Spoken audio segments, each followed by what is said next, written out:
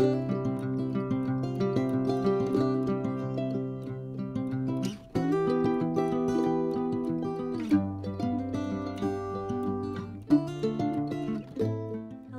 chào tất cả các bạn đã đến với kênh của mình Mindy ẩm thực và cuộc sống Mỹ. Thì ngày hôm nay mình sẽ chia sẻ cùng với các bạn một món mới nữa của Hàn Quốc, đó là món miến trộn Hàn Quốc hay còn gọi là japchae. Thì cái món miến trộn Hàn Quốc này cũng rất là dễ ăn nha các bạn. Nếu các bạn đã xem qua cái món bibimbap cơm trộn Hàn Quốc thì cái món miến trộn Hàn Quốc này nó cũng hơi giống như vậy. Cái sốt của nó thì hơi khác chút xíu thôi ha. Vậy bây giờ mình mời các bạn vào bếp cùng với mình làm cái món miến trộn Hàn Quốc hay còn gọi là japchae á, để cho gia đình mình cùng dùng nha. Để làm món miến trộn Hàn Quốc hay còn gọi là japchae thì mình cần có là miến Hàn Quốc, hay còn gọi là Korean sweet potato noodle. Rồi mình cần có 4 cái trứng, nửa pound thịt bò hay là 300g thịt bò, rồi một bó cải bó xôi, tất nhiên là spinach, rau spinach của Mỹ á. Rồi mình cần nửa trái ớt beo màu đỏ và một củ cà rốt. Và mình cần thêm vài cái tay nấm đông cô. Nếu như các bạn không sử dụng nấm đông cô, các bạn có thể sử dụng nấm đùi gà nha. Rồi mình cần có 3 tép tỏi nè, với lại củ hành tây. Hành tây này thì mình chỉ cần nửa củ thôi nha các bạn. Rồi gia vị đi kèm á, thì mình còn có là mật ong. Còn nếu các bạn không sử dụng mật ong thì mình sẽ sử dụng đường hoặc là syrup ha, marine hay là rice syrup gì của người Hàn Quốc ha. Rồi nước tương nè, rồi mè rang vàng, rồi dầu mè, đây là dầu mè ha. Rồi đồng thời có tiêu nữa nha các bạn. Thì bây giờ mình trước tiên á, là mình sẽ làm cái nước sốt nha. Bây giờ mình sẽ lấy một cái tô riêng để mình pha sốt nha các bạn. Và mình sẽ sử dụng 1/4 cup nước tương nha, và 1/4 cup mật ong. Hôm nay thì mình sử dụng mật ong nha, mình không sử dụng đường. Rồi mình cho vô đây 1 muỗng canh dầu mè nha các bạn. Rồi mình cho tiêu vô ha, khoảng nửa muỗng cà phê tiêu nha các bạn. Rồi cho vô đây 1 muỗng canh mè rang nha, và khoảng 1 tép tỏi băm nhuyễn nha các bạn. Rồi mình quậy đều cái sốt này lên nha. Rồi đây cái phần sốt của mình đã trộn xong rồi ha. Thì nói chung người Hàn Quốc cái gia vị của người ta ăn đó các bạn là nó có cái vị là hơi ngọt ngọt nha các bạn. Rồi đây là cái phần sốt mình đã làm xong. Bây giờ mình sẽ ướp thịt bò. Phần thịt bò trước khi là mình cắt từng miếng như thế này ha.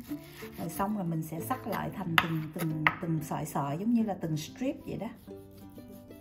Rồi xong rồi mình sẽ cắt lại thành từng sợi nha các bạn, cỡ như thế này. Nếu mà các bạn thấy nó dài quá thì mình có thể cắt nó ra làm đôi ha. Rồi bây giờ mình sẽ ướp thịt bò nha các bạn. 2 tép tỏi băm nhuyễn ha, 1 muỗng canh nước tương, 1 muỗng cà phê mật ong, rồi 1 muỗng cà phê dầu mè. Cho tiêu vào nha các bạn. Rồi cho chút xíu mèo vào nha các bạn. Đặc biệt là những món ăn của người Hàn Quốc hầu hết là phải có dầu mè và có mè rang nha các bạn. Rồi bây giờ mình để cái này qua một bên ha. Mình làm cái phần rau củ. Đây là cái phần rau củ mình đã rửa sạch sẽ rồi hết rồi nha các bạn. Bây giờ mình sẽ xắt cái phần rau củ ha. Và bên kia bếp là mình bắt cái nồi nước sôi lên để mình trụng cái rau spinach ha, trụng cái cải bó xôi đó. Thì bây giờ mình sẽ trước tiên mình sẽ xắt cái hành tây nè, miếng như thế này. Kế đến là nấm đông cô ha. Kế đến là mình xắt ớt beo ha.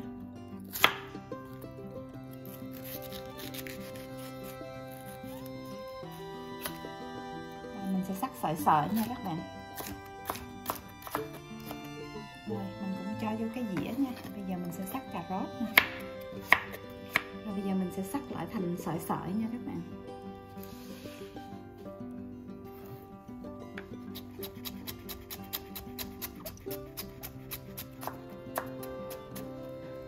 Rồi bây giờ tới phần trứng, mình cho 4 cái trứng, mình đập 4 cái trứng vô trong tô này luôn nha các bạn.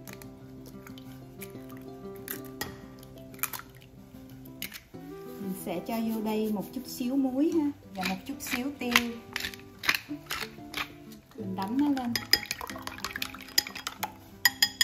Rồi mình để nó qua một bên nha các bạn. Bây giờ nước của mình bên kia đã sôi. Bây giờ mình sẽ đem cái rau spinach này nè, cái cải bó xôi đó, mình qua mình trụng nước sôi ha.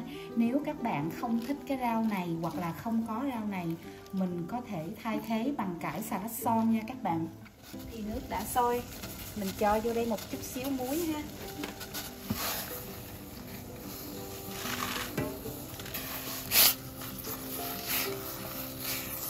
Mình trụng khoảng từ 1 phút thôi nha các bạn, 1 tới 2 phút là đủ rồi nha, đừng có chín quá.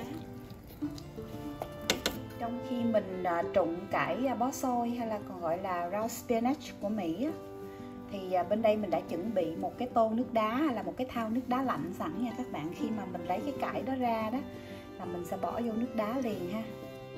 Rồi cải bó xôi mình đã xả nước nóng rồi, giờ mình để vô đây mình ngâm với nước đá lạnh nha các bạn, để cho cái rau, cái thứ nhất là nó xanh, cái thứ hai nữa nó không có bị nhũng ra ha. Rồi cái phần cải bó xôi của mình nó đã hết nóng rồi, bây giờ nó lạnh rồi mình sẽ vớt nó ra nha các bạn, mình sẽ dắt nó cho thiệt ráo nha. Nếu cái cải bó xôi của mình nó hơi bị dài, mình có thể cắt ra làm đôi nha các bạn. Bây giờ tới mình chiên cái phần trứng trước nha các bạn.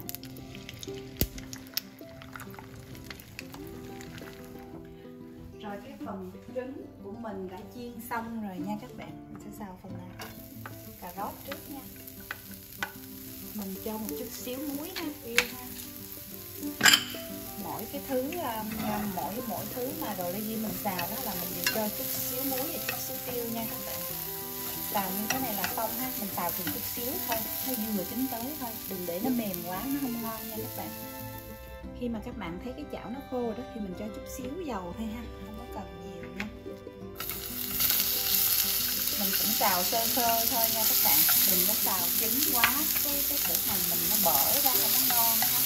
Rồi củ hành của mình xào như thế này là được rồi ha. Cái củ hành nó vừa chín tới thôi, nó không có chín gì mấy, nó cũng còn hơi cứng nha. Đừng có mình xào nhiều quá thì nó sẽ bị nhũng ra. Mình sẽ cắt cái phần củ hành này ra luôn ha.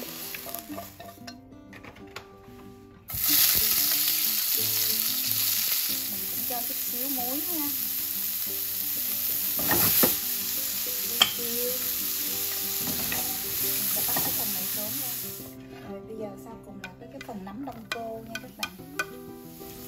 Mình cũng cho chút xíu muối, tiêu. Rồi xong nha các bạn. Đây là những cái rau củ nãy giờ mình xào rồi đây nè nha các bạn. Rồi bây giờ mình sẽ sắc trứng ha. Thì trong khi mình sắc trứng ở đây nè thì bên kia mình bắt cái nồi nước lên để mình luộc cái miếng đó ha.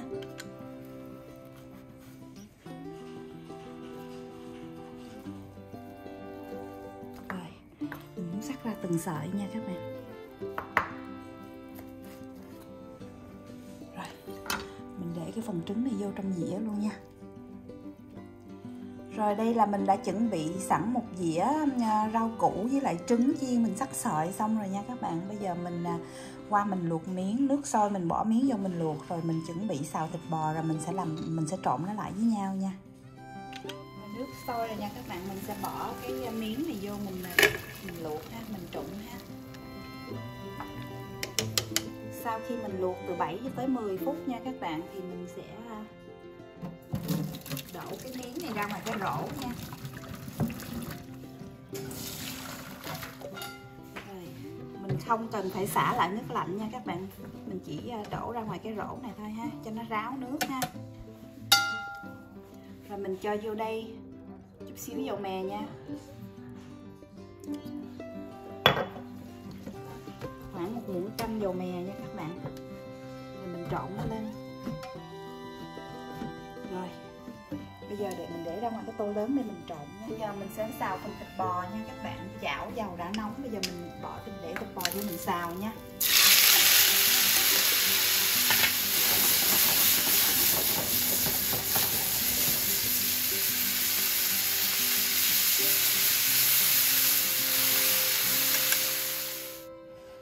Mình sẽ cho cái phần miếng mà mình mới vừa xả ra nè, mình có dầu mè trong đây rồi ha, cho nên sợi miếng của mình nó không có bị dính nha các bạn. Đây là cái tô sốt hồi nãy lúc ban đầu mình quậy nè, mình cho vào đây phân nửa nha. Đó. còn nóng lắm. Nhưng mà phải trộn nóng như vậy nè, cái sốt nó mới thấm vô cái sợi miếng của mình nha các bạn. Đừng để nó nguội. Miếng đang nóng thì cái sốt của mình nó mới thấm vô thì ăn nó mới ngon ha. Rồi bây giờ mình sẽ để tất cả những cái đồ xào của mình nè vô trong này nha. Rồi còn phân nửa sốt còn lại mình sẽ chế vô hết luôn nha các bạn. Rồi bây giờ mình trộn lên nè. Bây giờ mình sẽ cho cái phần thịt bò này vào nha các bạn.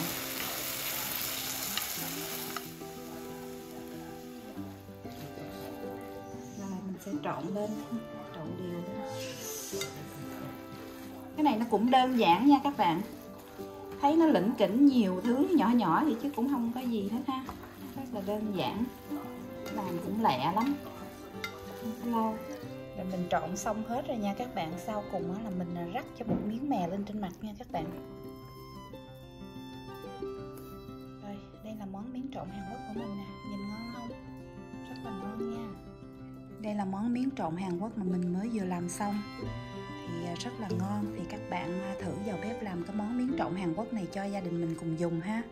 Thì nếu các bạn nào ăn chay cũng có thể làm được, thì thay vì thịt bò các bạn có thể thay thế bằng tàu hũ nha.